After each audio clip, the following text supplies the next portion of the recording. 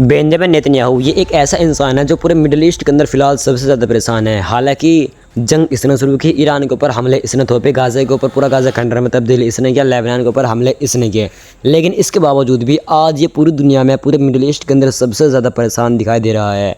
इसने सबसे पहले गाज़ा के ऊपर हमले करवाए, गाज़ा को पूरी तरह खंडर में तब्दील कर दिया। उसके बाद लेबनान के ऊपर हमले हुए, लेबनान में भी कुछ जगह इसी तरह दिखाई दे दिया जिस तरह गाज़ा, लेबनान का भी बहुत सारा हिस्सा इसने गाज़ा की तरह खंडर में तब्दील कर दिया। अब इसकी कुछ ख्वाहिश ज़्यादा ही बढ़ चुकी थी। उसके बाद इसने ईरान के ऊपर भी हमला करने की ठान ली है एंड देन ईरान ने जो किया वो आप सबके सामने है। अब हालत इसकी ये हो चुकी है कि अगर ये फिर से ईरान के ऊपर हमले करे तो जाहिर है कि ईरान फिर से दोबारा इसको पहले से भी ज़्यादा पेल देगा। अगर लेबनान के ऊपर बम्बार्ड करे तो डोनाल्ड ट्रंप पीछे से प्रेशर बना देता है। अब गाज़ा के सिवा कोई और रास्ता बचा ही नहीं इसके लिए जहाँ पर जाकर ये अपना सर फोड़ सके। लेकिन मैं यहाँ पर आपको ये कहना चाह रहा हूँ कि नेतन्याहू पर इतना ज़्यादा प्रेशर बना हुआ है कि अगर ये ईरान के ऊपर हमला करे तो ईरान इसको पेल देगा, अगर ईरान के ऊपर हमला ना करे तो खुद इसराइल के लोग, इसकी सरकार के लोग इसके खिलाफ हो जाएंगे, यहाँ तक कि इसको पद से हटाया भी जा सकता है। और जैसा कि आपको पता है इसके ऊपर बहुत सारे करप्शन, फ्रॉड, भ्रष्टाचार और कई तरह के केस चल रहे हैं, लिहाजा इसको जेल में डाल दिया जाएगा। इसके अलावा भी हाल ही में इसराइल की 92% जनता ने ये एग्री किया था कि हम इस जंग में हार चुके हैं और ईरान इस जंग में जीत चुका है। फिलहाल इसराइल की नेतन्याहू की कोई भी चाल अपना किसी भी मकसद में नेतन्याहू कामयाब नहीं हो सका और इस बात को इसराइल की जनता भी एग्री करती है और इसराइल के नेता भी इस बात को जानते हैं। लेकिन अब रिपोर्ट ऐसी आ रही है कि नेतन्याहू को अब ईरान के बाद तुर्की का बहुत ही ज्यादा डर कुछ सता रहा है। बेंजामिन नेतन्याहू ने कहा कि शायद ही कोई ऐसा दिन जाता होगा जब एर्दोगान हमको धमकी ना देता हो, और हम एर्दोगान की ये धमकी बहुत ही गंभीरता से लेते हैं, क्योंकि हमने इतिहास से ये सीखा है कि जब भी तुमको कोई धमकी दे तो तुम उसको गंभीरता से लो। हम एर्दोगान की ये धमकी बहुत ही सीरियसली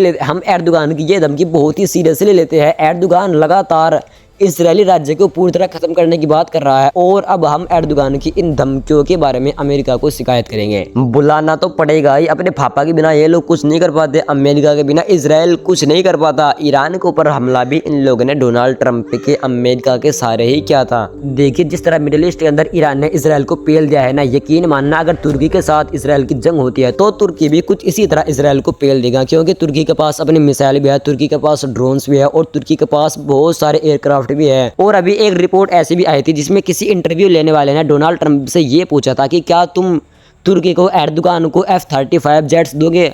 तो इसके बारे में डोनाल्ड ट्रंप ने कहा कि हाँ मैं ये चीज़ कर सकता हूँ और ऐसा करने से एर्दोगान बहुत ही ज़्यादा खुश भी होंगे। यानी फाइटर जेट्स के बारे में अगर कहा जाए तो तुर्की के पास ईरान से भी कई गुना ज़्यादा ताकत है और आपने खूब अच्छी तरह देख लिया इस जंग में ईरान ने इसराइल का क्या हाल किया। तो अगर तुर्की के साथ इसराइल की जंग होती है और तुर्की इसराइल के ऊपर एयर स्ट्राइक करने शुरू कर दे फाइटर जेट्स से, तो यकीन मानना इसराइल का बहुत बुरा हाल हो जाएगा।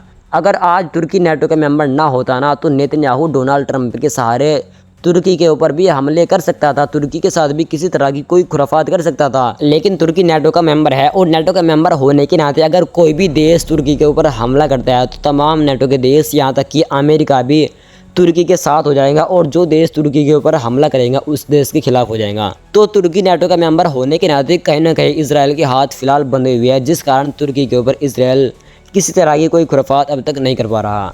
फिलहाल कुल मिलाकर बात यह है कि नेतन्याहू पूरी तरह पगला चुका है। अब इसके कुछ भी समझ में नहीं आ रहा कि ये क्या करे। इसने लेबनान के अंदर युद्ध छेड़ा है, लेबनान से अब तक ये हिजबुल्लाह को नहीं भगा सका। गाज़ा पूरा खंडर में तब्दील कर दिया, अब तक ये हमास से सरेंडर नहीं करवा सका। ईरान के ऊपर इसने हमले जिस मकसद के लिए शुरू किए थे अब तक अपने उस मकसद में भी कामयाब नहीं हो सका।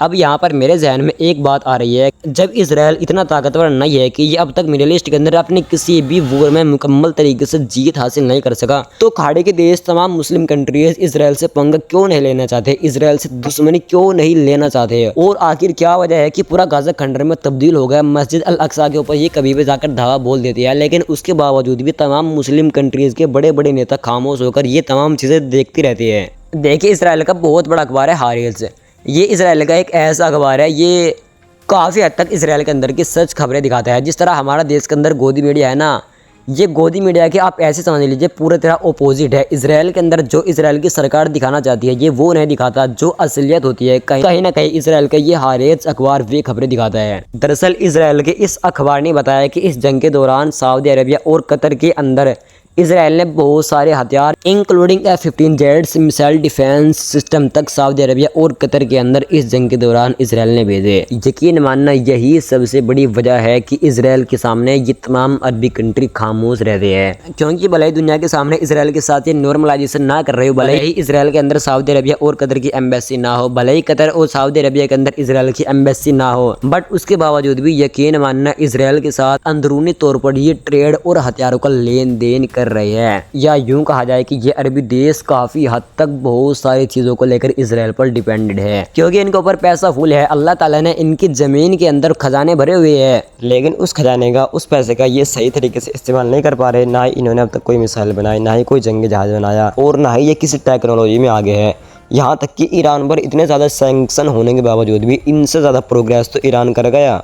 यानी कुल मिलाकर कहा जाए इनके पास इतना ज़्यादा पैसा हो चुका है कि इनकी आदत बैठकर खाने की हो चुकी है, और अमेरिका एंड इसराइल जैसे देशों पर डिपेंडेड है कि अमेरिका हमारी रक्षा करेगा और इसराइल से ही हथियार वगैरह ले ही रही है। वैसे इनको समझना चाहिए, जब कोई बुरा वक्त आता है ना, फिर कोई किसी का साथ नहीं देता। इस जंग से भी इनको थोड़ा बहुत एहसास हो जाना चाहिए कि जिस अमेरिका के लिए ये अरबों डॉलर खर्च करते हैं, जिस अमेरिका के ऊपर ये बिलियंस ऑफ डॉलर्स खर्च करते हैं कि अमेरिका हमारे देश की रक्षा करेगा, अमेरिका हमें डिफेंस हथियार देगा, अमेरिका हमें दुश्मनों की मिसाइलों से बचाएगा, अमेरिका हमें दुश्मनों के हमलों से बचाएगा। इस जंग में दुनिया ने देख लिया कि अमेरिका ने इसराइल को कितना प्रोटेक्ट किया और इसराइल के कंपैरिजन में इनको कितना प्रोटेक्ट किया।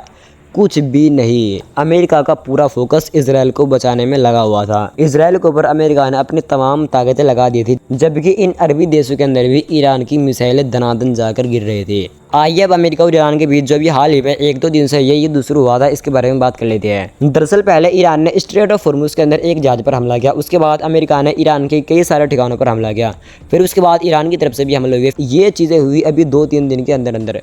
लेकिन अब रिपोर्ट है कि यह युद्ध रुक चुका है। दोनों देशों ने एक दूसरे के ऊपर हमले रोक दिए हैं और मंगलवार को कतर की राजधानी में अमेरिका और ईरान के बीच बैठक होगी। फिलहाल ईरान के राष्ट्रपति मसूद पेजेश्कियान का कहना है कि कतर के पास तकरीबन 12 अरब डॉलर हमारी फ्रीज की हुई राशि रखी हुई है, और हो सकता है कि उन 12 अरब डॉलर में से 6 अरब डॉलर हमारे फ्रीज कर दिए जाए। अल जजीरा की तरफ से एक रिपोर्ट है कि सीज फायर होने के बावजूद गाजा के ऊपर इजरायली सेना के नरसंहार फिलहाल जारी है। अभी भी गाजा के ऊपर इजरायली सेना ने हमले किए, जिसके चलते गाजा में एक बच्चे सहित 3 फिलिस्तीनियों को मार डाला गया। अल्लाह हिफाजत फरमाए। फिलहाल इस रिपोर्ट में इतना है, इंशाल्लाह मिलेंगे फिर से किसी दूसरी वीडियो में। तब तक के लिए आप चैनल को सब्सक्राइब करके जुड़ जाइए।